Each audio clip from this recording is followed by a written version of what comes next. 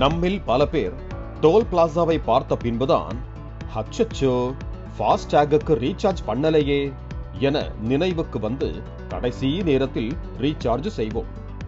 இனி அதுக்கெல்லாம் வாய்ப்பில்லை ராஜா என கராராக அறிவித்து விட்டது national payments corporation of India. சரி, ஃபாஸ்டேகில் வந்துள்ள மாற்றங்கள் என்ன? இப்படி கூட கார் பிளாக் லிஸ்ட் ஆகுமா? அபராதத்தை தடுக்க என்ன செய்ய வேண்டும் என்ற முழு விவரத்தை இப்போது பார்க்கலாம்.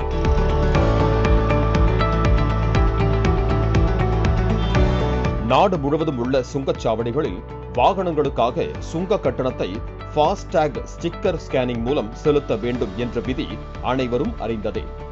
ஃபாஸ்டேக் பிளாக் லிஸ்ட் என்றால் என்ன தெரியுமா? நமது ஃபாஸ்டேக் கார்டில் குறைந்தபட்ச இருப்பு தொகையான மினிமம் பேலன்ஸ் இல்லாத போதும், சுங்க கட்டணத்தை கழிக்க தேவையான பேலன்ஸ் இல்லாத போதும் ஃபாஸ்டேக் பிளாக் லிஸ்ட் ஆகும்.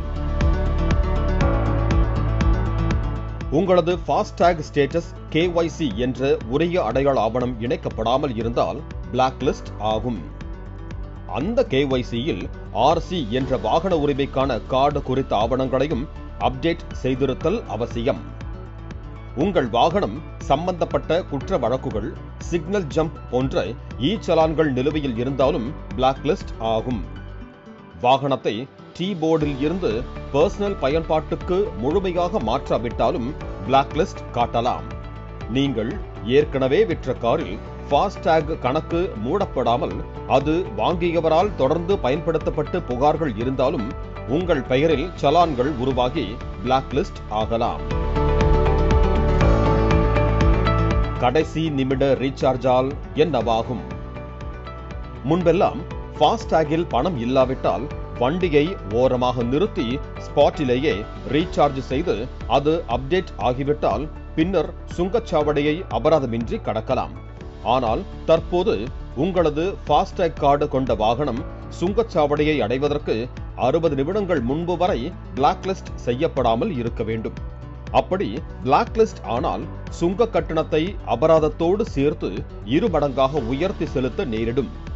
எச்சரிக்கை.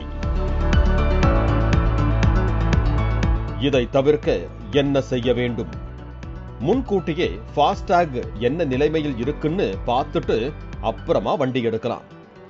நீண்ட நாட்கள் பயன்படுத்தாத ஃபாஸ்டேக் கார்டுகள் ஆக்டிவாக உள்ளதா என பார்க்க வேண்டும். பயணம் முடிந்ததும் சுங்க கட்டண பணம் கணக்கில் இருந்து கழிந்ததா என உறுதி செய்தல் அவசியம். 2 மடங்கு கட்டணம் செலுத்திய பிறகு அபராத தொகையை திரும்ப வாங்கிக் கொள்ளும் வசதியும் உள்ளது. அபராதத்தை ரீஃபண்ட் வாங்குவது எப்படி? 2 மடங்காக செலுத்திய அபராத தொகையை ரீஃபண்ட் வாங்க அவகாசம். சுங்கச்சாவடியை கடந்த 10 நிமிடங்களுக்குள் ரீசார்ஜ் செய்து ஏற்கனவே செலுத்திய பெனால்டி ரீஃபண்டை வங்கி ஆப் மூலம் முறையிட்டு கூடுதலாக செலுத்திய அபராத தொகையை திரும்ப பெறலாம். அதுவே 15 நிமிடங்கள் கடந்தால் இதற்கான தொகையை திரும்ப வாங்க முடியாது. தாமத கட்டணம் எப்படி கணக்கிடப்படும்?